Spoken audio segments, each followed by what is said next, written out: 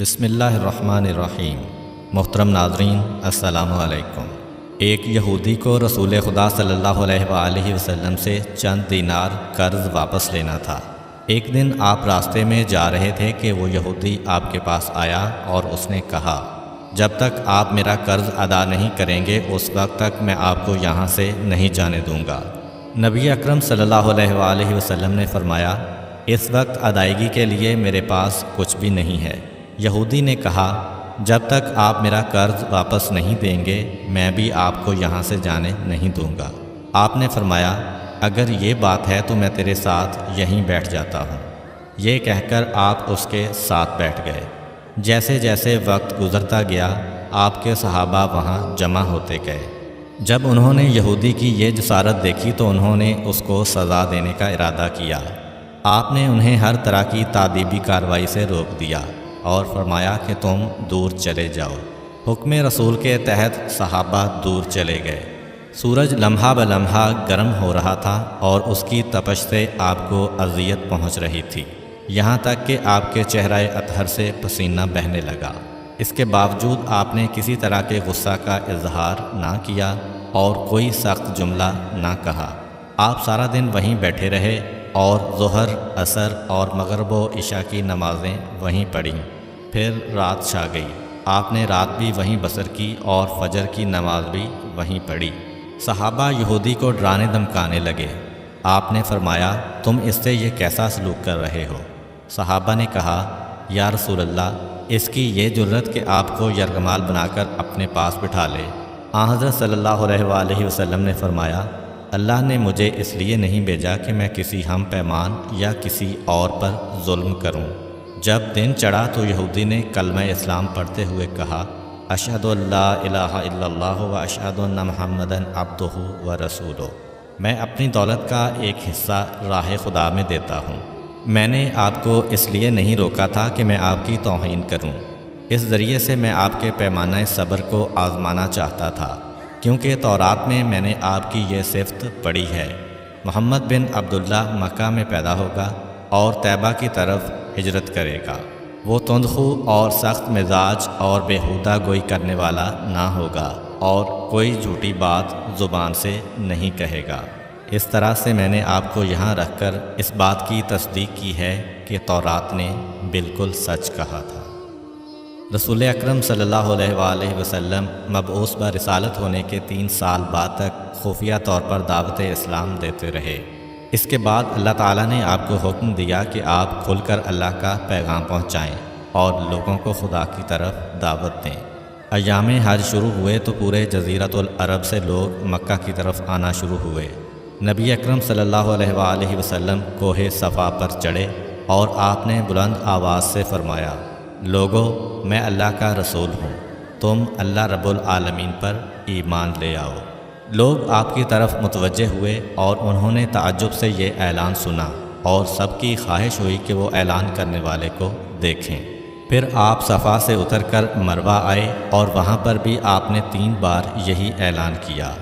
جب ابو جہل نے حضرت صلی اللہ علیہ وآلہ وسلم کا یہ اعلان سنا تو اسے سخت غصہ آیا۔ اس نے زمین سے ایک پتھر اٹھا کر آپ کی پیشانی پر مارا، جس سے آپ کی پیشانی زخمی ہو گئی، خون بہنے لگا اور آپ کا پورا چہرہ لہو لہان ہو گیا۔ اس کے بعد تمام مشرکین آپ کو پتھر مارنے لگے۔ نبی اکرم صلی اللہ علیہ وآلہ وسلم مجبور ہو کر کوہ ابو قبیس پر چڑھ گئے اور ایک چٹان کے پیچھے جا کر چھپ گئے۔ مشرکین نے بھی آپ کا تعاقب کیا لیکن آپ انہیں کہیں دکھائی نہ دیے۔ ناکام و نامراد ہو کر انہیں واپس آنا پڑا۔ اسی اثناء میں ایک شخص نے حضرت علی علیہ السلام کو اس واقعہ کی اطلاع دی اور کہا کہ میرا خیال یہ ہے کہ محمد مارے جا چکے ہیں، نعوذ باللہ۔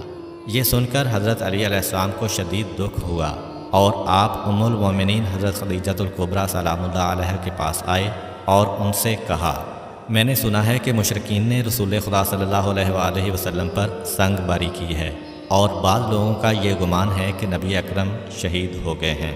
آپ روٹی پانی اٹھائیں اور میرے ساتھ انہیں تلاش کرنے کے لیے چلیں، ممکن ہے ہمیں ان کا کہیں نشان مل جائے۔ آپ وادی پر نظر رکھیں اور میں پہاڑ کے دامن میں آپ صلی اللہ علیہ وآلہ وسلم کو تلاش کرتا ہوں۔ آپ روتے ہوئے آگے بڑھے اور آپ کہہ رہے تھے، یا رسول اللہ، ہمیں جواب دیں، آپ کہاں ہیں؟ میری روح آپ پر قربان، آپ کس وادی میں بھوکے پیاسے ہیں؟ آپ نے مجھے اپنے ساتھ کیوں نہ لیا تھا؟ حضرت خدیجہ رو رو کر فریاد کر رہی تھیں، کوئی ہے جو نبی مصطفیٰ کی مجھے خبر دے؟ کیا کسی نے انہیں دیکھا ہے جو مجھے ان کے متعلق بتلائے؟ اس وقت جبریل امین علیہ السلام رسول خدا صلی اللہ علیہ وآلہ وسلم پر نازل ہوئے۔ ان کے پیچھے ملائکہ کی بہت سی صفیں تھیں۔ انہوں نے حضرت صلی اللہ علیہ وآلہ وسلم سے کہا، خداوند جبار نے ہمیں آپ کے فرمان کی تعمیل کے لیے بھیجا ہے۔ اگر آپ چاہیں تو ہم اس قوم کو تباہ کر دیں گے اور ان کا دنیا میں کہیں نام و نشان تک دکھائی نہ دے گا۔ رحمت للعالمین نے فرمایا، میں نبی رحمت بنا کر بھیجا گیا ہوں، میں عذاب و انتقام کا حامی نہیں ہوں۔ پروردگار میری قوم کو معاف کر دے، وہ مجھے جانتے نہیں ہیں۔ جبریل امین علیہ السلام نے حضرت صلی اللہ علیہ وآلہ وسلم سے کہا، خدیجہ سلام اللہ علیہا آپ کو تلاش کر رہی ہیں۔ خدیجہ کے رونے نے آسمان کے فرشتوں کو رلا دیا ہے۔ آپ انہیں جواب دیں، خدا کی طرف سے اور ہماری طرف سے انہیں سلام پہنچائیں اور انہیں جنت کی بشارت دیں۔ نبی اکرم صلی اللہ علیہ وآلہ وسلم نے خدیجہ و علی کو صدا دی اور انہیں اپنے پاس بلایا۔ دونوں شخصیات آپ کی خدمت میں حاضر ہوئیں۔ انہوں نے آپ کی پیشانی پر پٹی باندھی اور گھر لے آئے۔ جب مشرکین کو معلوم ہوا کہ نبی اکرم صلی اللہ علیہ وآلہ وسلم اپنے گھر آ چکے ہیں تو انہوں نے گھر کا محاصرہ کر لیا اور سنگ باری شروع کر دی۔ حضرت علی علیہ السلام اور حضرت خدیجہ سلام اللہ علیہا آپ کا دفاع کرنے لگے۔ جب سنگ باری میں معمولی سا وقفہ ہوا تو حضرت خدیجہ گھر سے نکلیں اور انہوں نے چیخ کر کہا، فرزندان قریش، کیا تم سے حیا رخصت ہو گئی ہے؟ تم اپنے قبیلہ کی معزز اور محترم خاتون کے گھر پر سنگ باری کرنے لگے ہو۔ اگر تمہیں خدا کا خوف نہیں ہے تو دوسرے لوگوں کو اپنے اوپر ہنسنے کا موقع نہ دو اور اپنے لیے ہمیشہ کی ذلت و بدنامی تو نہ خریدو۔ جب مشرکین نے حضرت خدیجہ سلام اللہ علیہا کی گفتگو سنی تو ندامت کے مارے ان کے سر جھک گئے اور وہ شرمندہ ہو کر اپنے گھروں کو چلے گئے۔ نبی اکرم صلی اللہ علیہ وآلہ وسلم نے دعوت اسلام کا آغاز ان روح فرسا واقعات کے ساتھ کیا تھا۔ آپ پر کروڑوں سلام ہوں۔ آپ نے لوگوں کو گمراہی و ضلالت سے بچانے کے لیے قدم قدم پر تکالیف اٹھائیں اور صدمے برداشت کیے۔